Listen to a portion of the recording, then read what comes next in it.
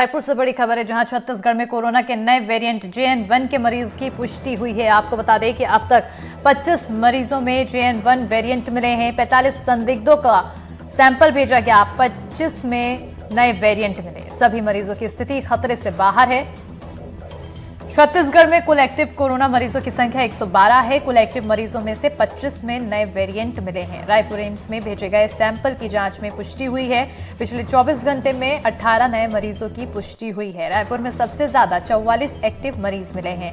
रायगढ़ में कोरोना के 24 मरीज मिले हैं। इस वक्त की बड़ी जानकारी से आप सभी को रूबरू करा रहे हैं और ज्यादा जानकारी के साथ हमारे सहयोगी नीलेश त्रिपाठी जुड़ चुके हैं। सीधा रुख करेंगे नीलेश की ओर। नीलेश, लगातार कोरोना का खतरा बढ़ता चला जा रहा है और कहीं ना कहीं जो आंकड़ा सामने आया है उसके बाद चिंता और बढ़ती हुई दिखाई दे रही है।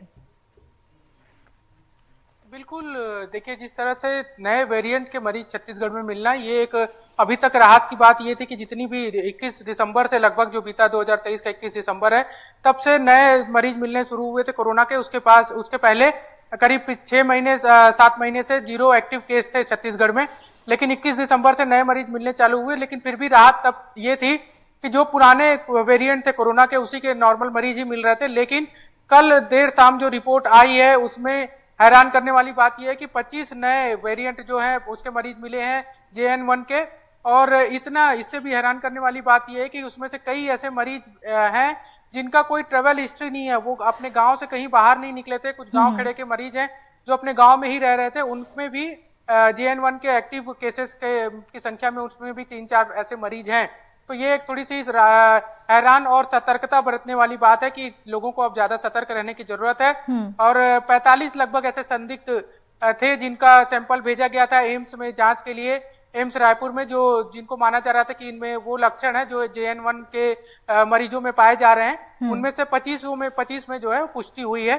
इसके बाद से स्वास्थ्य विभाग जो है अब ज्यादा अलर्ट हो गया है और स्वास्थ्य विभाग की ओर से सभी लोगों को कोरोना की गाइडलाइन जो है उसकी ज्यादा से ज्यादा पालन करने और खासकर जो दूरी बरकरार रखने और एक दूसरे से डिस्टेंस मेंटेन करने के साथ साथ जो गाइडलाइन है मास्क लगाने और ये सब चीजों के लिए कहा जा रहा है। और कुछ भी ऐसे लक्षण जो कोरोना से जुड़े मिल रहे हैं उसके लिए तुरंत अस्पताल जाने और जांच कराने के लिए भी कहा जा रहा है। नीलेश, आखिर ये खतरनाक कितना है नया वेरिएंट और इसमें क्या अलग है पहले के वेरिएंट के मुकाबले?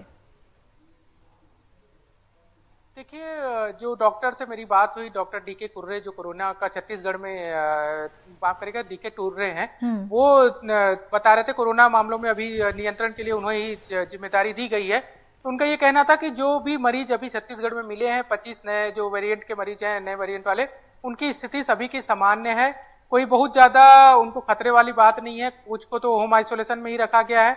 लेकिन सतर्कता ये बरतनी है क्योंकि नया वेरिएंट है, इसका कितना असर हो रहा है। अभी देश भर में जितने भी केसेस आए उसमें बहुत ज्यादा कुछ समझ कर नहीं आया। जो पुराने मामले थे उसी तरह के कुछ दिख रहे हैं, इसलिए थोड़ा सा सतर्क रहने की जरूरत है। और इसमें जब तक इसका सही पता न चल जाए कि ये कितना खतरनाक है या कितना असर कर रहा है बॉडी पे या एज वाइज कितना असर कर रहा है, तो थोड़ा सा अभी सतर्क रहने की जरूरत है और जो गाइडलाइंस है उसका पालन करने की जरूरत है ताकि अपने आप को सुरक्षित रखा जा सके। बहरहाल बहुत बहुत शुक्रिया नीलेश तमाम जानकारी देने के लिए।